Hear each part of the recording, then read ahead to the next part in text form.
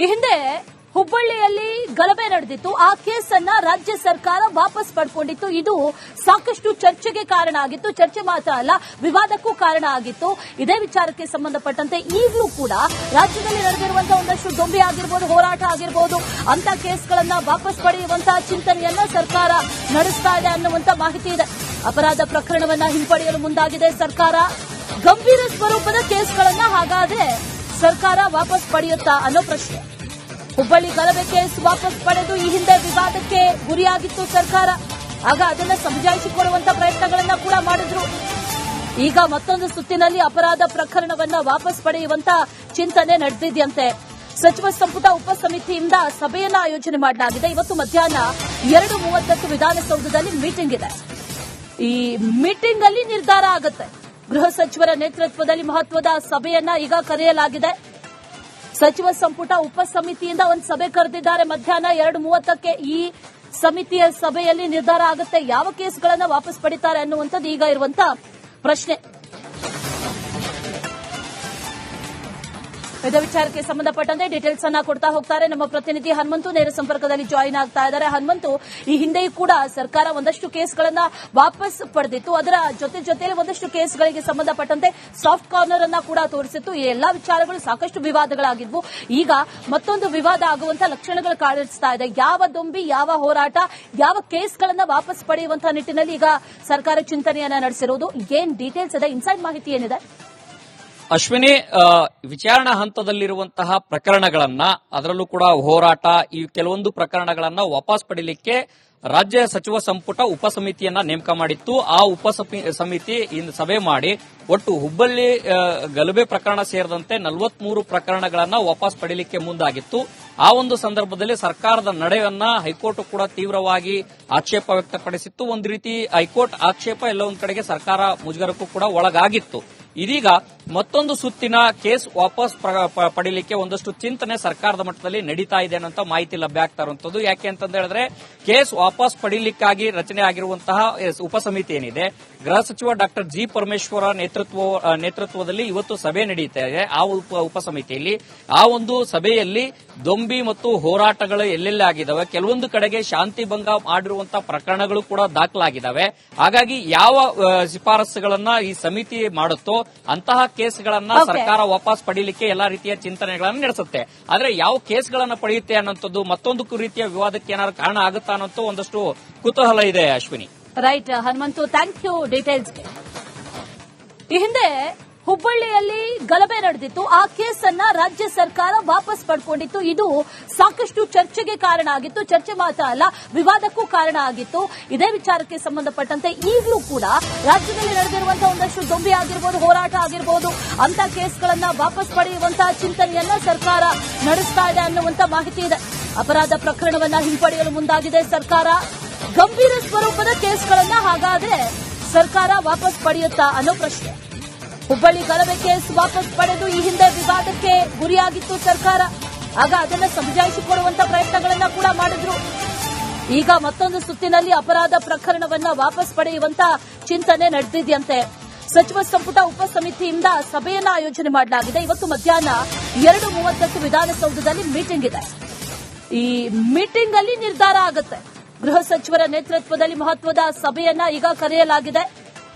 ಸಚಿವ ಸಂಪುಟ ಉಪಸಮಿತಿಯಿಂದ ಒಂದು ಸಭೆ ಕರೆದಿದ್ದಾರೆ. ಮಧ್ಯಾಹ್ನ 2:30ಕ್ಕೆ ಈ ಸಮಿತಿಯ ಸಭೆಯಲ್ಲಿ ನಿರ್ಧಾರ ಆಗುತ್ತೆ. ಯಾವ ಕೇಸ್ಗಳನ್ನ ವಾಪಸ್ ಪಡಿತಾರೆ ಅನ್ನುವಂಥದ್ದು ಈಗ ಇರುವಂತ ಪ್ರಶ್ನೆ. ಇದೇ ವಿಚಾರಕ್ಕೆ ಸಂಬಂಧಪಟ್ಟಂತೆ ಡೀಟೇಲ್ಸ್ ಅನ್ನ ಕೊಡ್ತಾ ಹೋಗ್ತಾರೆ ನಮ್ಮ ಪ್ರತಿನಿಧಿ ಹನುಮಂತು. ನೇರ ಸಂಪರ್ಕದಲ್ಲಿ ಜಾಯಿನ್ ಆಗ್ತಾ ಇದ್ದಾರೆ. ಹನುಮಂತು, ಈ ಹಿಂದೆಯೂ ಕೂಡ ಸರ್ಕಾರ ಒಂದಷ್ಟು ಕೇಸ್ಗಳನ್ನ ವಾಪಸ್ ಪಡೆದಿತ್ತು. ಅದರ ಜೊತೆಯಲ್ಲಿ ಒಂದಷ್ಟು ಕೇಸ್ಗಳಿಗೆ ಸಂಬಂಧಪಟ್ಟಂತೆ ಸಾಫ್ಟ್ ಕಾರ್ನರ್ ಅನ್ನ ಕೂಡ ತೋರಿಸಿತ್ತು. ಈ ಎಲ್ಲಾ ವಿಚಾರಗಳು ಸಾಕಷ್ಟು ವಿವಾದಗಳಾಗಿದ್ವು. ಈಗ ಮತ್ತೊಂದು ವಿವಾದ ಆಗುವಂತ ಲಕ್ಷಣಗಳು ಕಾಣಿಸ್ತಾ ಇದೆ. ಯಾವ ದೊಂಬಿ, ಯಾವ ಹೋರಾಟ, ಯಾವ ಕೇಸ್ಗಳನ್ನ ವಾಪಸ್ ಪಡೆಯುವಂತಹ ನಿಟ್ಟಿನಲ್ಲಿ ಈಗ ಸರ್ಕಾರ ಚಿಂತನೆಯನ್ನ ನಡೆಸಿರುವುದು. ಏನ್ ಡೀಟೇಲ್ಸ್ ಇದೆ, ಇನ್ಸೈಡ್ ಮಾಹಿತಿ ಏನಿದೆ? ಅಶ್ವಿನಿ, ವಿಚಾರಣಾ ಹಂತದಲ್ಲಿರುವಂತಹ ಪ್ರಕರಣಗಳನ್ನ, ಅದರಲ್ಲೂ ಕೂಡ ಹೋರಾಟ, ಈ ಕೆಲವೊಂದು ಪ್ರಕರಣಗಳನ್ನ ವಾಪಸ್ ಪಡೀಲಿಕ್ಕೆ ರಾಜ್ಯ ಸಚಿವ ಸಂಪುಟ ಉಪಸಮಿತಿಯನ್ನ ನೇಮಕ ಮಾಡಿತ್ತು. ಆ ಸಮಿತಿ ಇಂದು ಸಭೆ ಮಾಡಿ ಒಟ್ಟು ಹುಬ್ಬಳ್ಳಿ ಗಲಭೆ ಪ್ರಕರಣ ಸೇರಿದಂತೆ 43 ಪ್ರಕರಣಗಳನ್ನ ವಾಪಸ್ ಪಡೆಯಲಿಕ್ಕೆ ಮುಂದಾಗಿತ್ತು. ಆ ಒಂದು ಸಂದರ್ಭದಲ್ಲಿ ಸರ್ಕಾರದ ನಡೆಯನ್ನ ಹೈಕೋರ್ಟ್ ಕೂಡ ತೀವ್ರವಾಗಿ ಆಕ್ಷೇಪ ವ್ಯಕ್ತಪಡಿಸಿತ್ತು. ಒಂದು ರೀತಿ ಹೈಕೋರ್ಟ್ ಆಕ್ಷೇಪ ಎಲ್ಲ ಒಂದ್ ಕಡೆಗೆ ಸರ್ಕಾರ ಮುಜುಗರಕ್ಕೂ ಕೂಡ ಒಳಗಾಗಿತ್ತು. ಇದೀಗ ಮತ್ತೊಂದು ಸುತ್ತಿನ ಕೇಸ್ ವಾಪಸ್ ಪಡೆಯಲಿಕ್ಕೆ ಒಂದಷ್ಟು ಚಿಂತನೆ ಸರ್ಕಾರದ ಮಟ್ಟದಲ್ಲಿ ನಡೀತಾ ಇದೆ ಅನ್ನೋ ಮಾಹಿತಿ ಲಭ್ಯ ಆಗ್ತಾ ಇರುವಂತದ್ದು. ಯಾಕೆ ಅಂತಂದ ಹೇಳಿದ್ರೆ ಕೇಸ್ ವಾಪಸ್ ಪಡೆಯಲಿಕ್ಕಾಗಿ ರಚನೆ ಆಗಿರುವಂತಹ ಉಪಸಮಿತಿ ಏನಿದೆ, ಗೃಹ ಸಚಿವ ಡಾಕ್ಟರ್ ಜಿ ಪರಮೇಶ್ವರ ನೇತೃತ್ವದಲ್ಲಿ ಇವತ್ತು ಸಭೆ ನಡೀತಾ ಇದೆ. ಆ ಉಪಸಮಿತಿಯಲ್ಲಿ ಆ ಒಂದು ಸಭೆಯಲ್ಲಿ ದೊಂಬಿ ಮತ್ತು ಹೋರಾಟಗಳು ಎಲ್ಲೆಲ್ಲಿ ಆಗಿದ್ದಾವೆ, ಕೆಲವೊಂದು ಕಡೆಗೆ ಶಾಂತಿ ಭಂಗ ಮಾಡಿರುವಂತಹ ಪ್ರಕರಣಗಳು ಕೂಡ ದಾಖಲಾಗಿದ್ದಾವೆ. ಹಾಗಾಗಿ ಯಾವ ಶಿಫಾರಸುಗಳನ್ನ ಈ ಸಮಿತಿ ಮಾಡುತ್ತೋ ಅಂತಹ ಕೇಸ್ಗಳನ್ನ ಸರ್ಕಾರ ವಾಪಸ್ ಪಡೆಯಲಿಕ್ಕೆ ಎಲ್ಲಾ ರೀತಿಯ ಚಿಂತನೆಗಳನ್ನು ನಡೆಸುತ್ತೆ. ಆದ್ರೆ ಯಾವ ಕೇಸ್ಗಳನ್ನ ಪಡೆಯುತ್ತೆ ಅನ್ನೋಂಥದ್ದು ಮತ್ತೊಂದು ರೀತಿಯ ವಿವಾದಕ್ಕೆ ಏನಾದ್ರು ಕಾರಣ ಆಗುತ್ತಾ ಅನ್ನೋದು ಒಂದಷ್ಟು ಕುತೂಹಲ ಇದೆ. Ashwini, right Hanumanthu, thank you ಡೀಟೇಲ್ಸ್ಗೆ. ಈ ಹಿಂದೆ ಹುಬ್ಬಳ್ಳಿಯಲ್ಲಿ ಗಲಭೆ ನಡೆದಿತ್ತು. ಆ ಕೇಸನ್ನ ರಾಜ್ಯ ಸರ್ಕಾರ ವಾಪಸ್ ಪಡ್ಕೊಂಡಿತ್ತು. ಇದು ಸಾಕಷ್ಟು ಚರ್ಚೆಗೆ ಕಾರಣ ಆಗಿತ್ತು. ಚರ್ಚೆ ಮಾತ್ರ ಅಲ್ಲ, ವಿವಾದಕ್ಕೂ ಕಾರಣ ಆಗಿತ್ತು. ಇದೇ ವಿಚಾರಕ್ಕೆ ಸಂಬಂಧಪಟ್ಟಂತೆ ಈಗಲೂ ಕೂಡ ರಾಜ್ಯದಲ್ಲಿ ನಡೆದಿರುವಂತಹ ಒಂದಷ್ಟು ದೊಂಬಿ ಆಗಿರಬಹುದು, ಹೋರಾಟ ಆಗಿರಬಹುದು, ಅಂತ ಕೇಸ್ಗಳನ್ನ ವಾಪಸ್ ಪಡೆಯುವಂತಹ ಚಿಂತನೆಯನ್ನ ಸರ್ಕಾರ ನಡೆಸ್ತಾ ಇದೆ ಅನ್ನುವಂತ ಮಾಹಿತಿ ಇದೆ. ಅಪರಾಧ ಪ್ರಕರಣವನ್ನ ಹಿಂಪಡೆಯಲು ಮುಂದಾಗಿದೆ ಸರ್ಕಾರ.